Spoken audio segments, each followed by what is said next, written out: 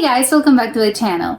Today I'm going to be reacting to a video called Top 10 Best National Parks in Canada Travel Video 2023. So I am very excited. I think Canada has beautiful landscapes. I think it's a country filled with so many natural wonders that it doesn't surprise me that they have a list of the top 10 best because they have plenty more. So I'm excited. Let's check it out and comment, like, and subscribe. Was it a hotel? With over 1.6 million square kilometers of protected natural land, Canada is lucky to benefit from a world-class national park system.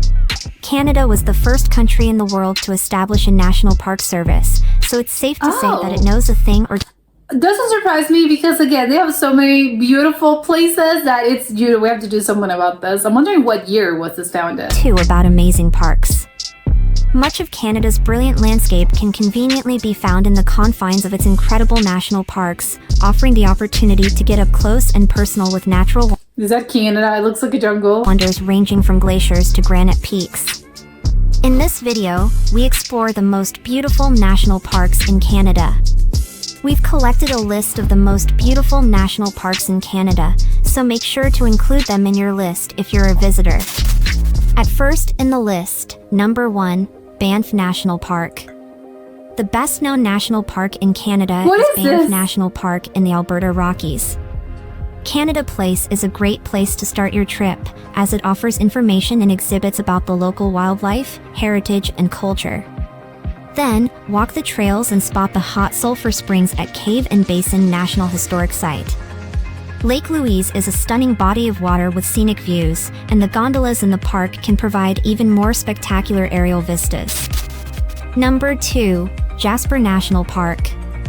In the heart I think I was imagining maybe something with more trees and more wood. This is very, I don't know, vast. Of the Alberta Rocky Mountains is Jasper National Park, an incredible and large park that offers This actually reminds me of places in the US.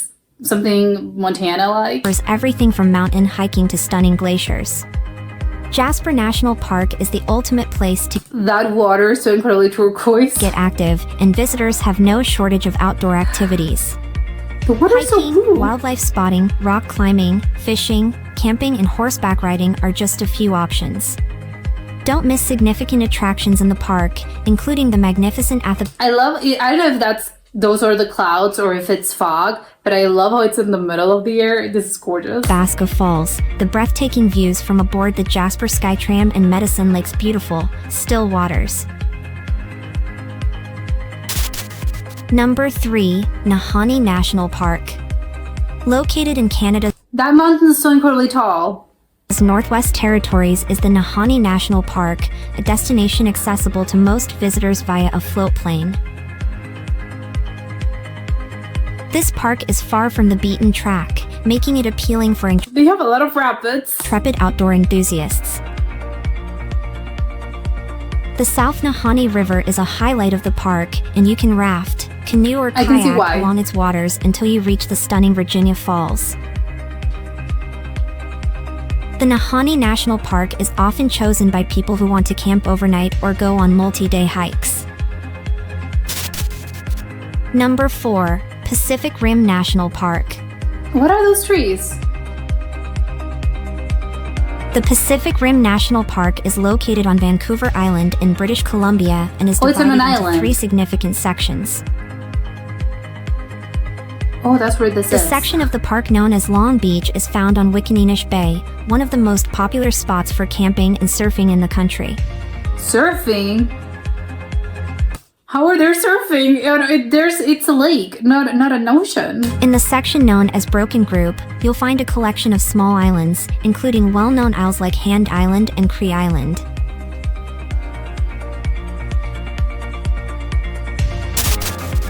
Number 5, Waterton Lakes National Park. One of the most exciting features of the Waterton Lakes National Park is that it straddles the border between the United States and Canada. Oh my god, that's gorgeous. What is that? Waterton Lakes National Park is the Canadian half, and the American side is the U.S. Glacier National Park.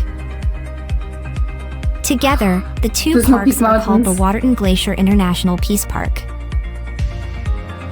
One of the most striking landmarks in the park is Red Rock Canyon, which boasts bright red rocks that look more like an Arizona desert than a Canadian reserve. I can see the resemblance. Number 6. Riding Mountain National Park. This is so picturesque. I would love to spend a weekend there. In the parkland area of Manitoba is Riding Mountain National Park, a wild oasis suitable for camping, hiking, and nature photography. You can Since the park you can find this kind of animal in the wild. I would love to. is also home to the settlement of Wasagaming, however, you can still find great local eateries and a handful of nightlife options. History buffs may want to know that the park was a prisoner of war camp during World War II, thanks to its What's up? Is this a moose made out of flowers? That's weird but lovely. remote location. If you visit Riding Mountain National Park, don't miss out on the scenic Loons Island Trail.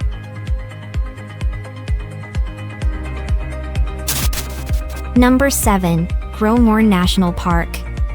The Growmore National Park is located on Newfoundland's coast, named for its most prominent peak, the Growmorn. That was a pretty big fall. Much of the park comprises the long-range mountains extending up from the Appalachians. Oh, they're the same mountains.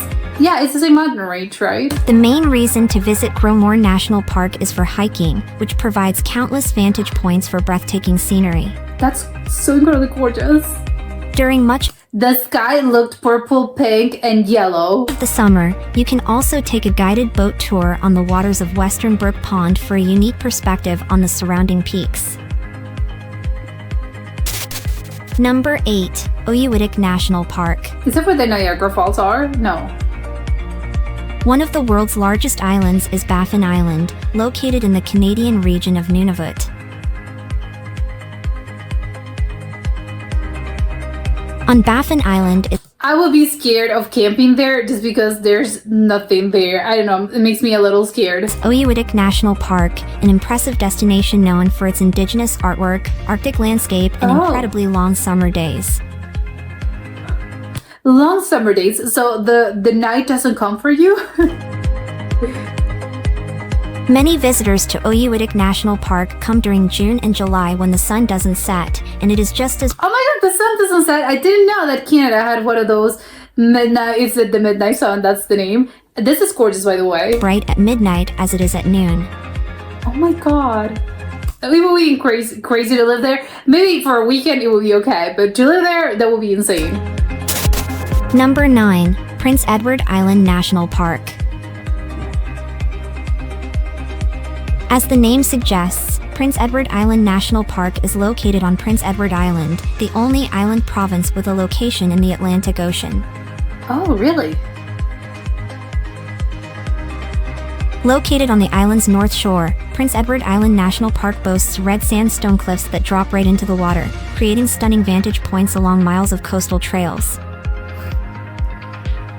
It's very picturesque. This doesn't look that much like a national park, I have to say. You can also relax on the sand, swim in the sea, or camp red. overnight in the park. At last in the list, number 10, Yoho National Park. I A love this. continental divide separates the Canadian provinces of Alberta and British Columbia. Oh. The Alberta side is stunning. home to Banff National Park, and British Columbia is home to the very similar but less crowded Yoho National Park. Yeah, it looks quite similar, yeah. Just 2 hours from the bustling city of Calgary, the Yoho National Park is a fantastic getaway spot for nature lovers. Emerald Lake looks unreal thanks to its bright, vibrant colors, and Lake O'Hara is just as picturesque. Now it's time to hear from you. What's your favorite, most beautiful All of national them. parks in Canada? Is there something we missed? Let us know in the comments section below, and don't forget to give this video a like and subscribe to Greenable if you haven't already. Click the bell icon to stay updated on all our latest content. Okay, I think choosing a favorite, I think would be impossible just because they all look incredible. They all have their own little things. I think, no, I wouldn't be able to choose or pick one of them. I want to visit all of them. If I ever go to Canada, I would visit each and every one of them. I think maybe my top. I don't know. Just seeing at this, I think the Banff one, I think it's just gorgeous. I think you can't beat those because I know all of them had lakes and stuff, but I think those ones are so incredibly particular just because the water is so blue, and I don't know, they have a lot of lakes, which I really do like, and I think those are probably my favorite ones. But I think, so that's the Banff one, and the last one I think was called the Yoho. They are very similar, but sort of, similar, but not really. I think they're just, again, similar enough to know that they're close by, but distinct enough to know that there are differences and that they're not the same thing. I love all the snowy cap mountains. I think that was gorgeous. I don't know. I don't know if I would camp, just to be honest. I'm not a huge fan of camping. But I know if there's a hotel that I can stay there, yes, I wouldn't think about this. I would do it in a heartbeat. But yes, I think those were probably my top two. But just again, it's just a thing of, I don't know, maybe I just prefer those. But they were so incredibly beautiful. There was the gross morn or something like that. That one was incredible. They looked like they had incredible sunsets. And just as well, obviously I think if you ever find yourself in Canada in that moment of the year, because they mentioned it doesn't happen.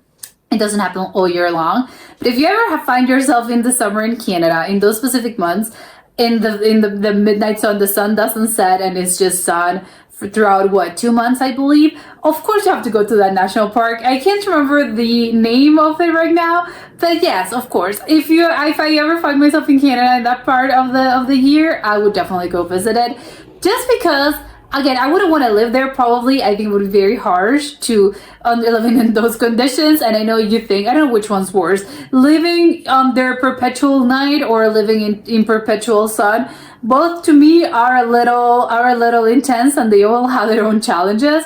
So I wouldn't know. I think most people would say, oh, but it doesn't matter. It would probably hit you the hardest if it's just night, because you would get depressed and you don't really know. Again, I think it's just harder for people to adapt to an eternal night, and I get it, because you don't want to go outside. There's so many things that you don't want to do. You don't want to do anything because it's just perpetual night. And you would think, well, but if it's just perpetual day and the night doesn't come, well, great, right? I think, yeah, well, in theory, I think you would think, right? Yeah, well, it seems nice enough. I don't think it would be, though. I think we as humans, I think you need the night. So I don't know. It would be kind of crazy. I think it would be the equivalent of being probably when you're being, well, I don't know. I've never been. I don't know if it's like in the films, but when people are being investigated and they're being questioned, they're being questioned for a crime in a police station, and they put the light, like the very bright lights in their faces, so they could be, so is that a form of torture? I don't know, but I think it will be akin to that. Just a perpetual sort of sun, and you would feel there's no rest. You would feel, I can't rest never, because the sun doesn't set. So how do you know when it's time to go to bed? I don't know. I think it would be quite intense. Again, maybe I think they only have this for 2 months out of the year. I didn't know that there were parts of Canada that also had this. I thought it was just in Europe. But good to know. I think it's just because I think sometimes I forget how above, like, Canada is just very, very high in the planet. It's just very high. They're really close to the Arctic. So of course it's very, yes, it's gonna be cold and the sun doesn't set. But I kind of forget about this sometimes, just because Canada is, well, you kind of think of it as they're right there, but no, they're not right there in real life. The things expands all over, and yes, they are very, very, very up north. But yes, having said that, I would still visit, maybe for a weekend. Wouldn't want to spend my whole summer there. I think that would be crazy, but I would definitely visit it. And again, and the others, I think, again, there were so many beautiful. The Pacific Rim, they had beautiful large trees. I don't know if they were sequoias or some other, probably they were just some other particular type of tree. I would love to visit that one. I think that was just, again, that was another one of my favorites. But actually, I don't know. I would visit all of them because again, they're just so incredibly beautiful. And if you ever have the opportunity, I think yes, you would definitely go visit the 10 of them. I think yes, it's a lot. I'm aware of it. 10, it's quite a bit. But I don't know. Maybe the top 3 or top 4. But if you ever have the opportunity, I think you can't be missed. Yes, of course, go visit the 10 because I think it's gonna be absolutely worth it. And yes, I would absolutely love to. And that was it for today, and I'll see you next time. Bye.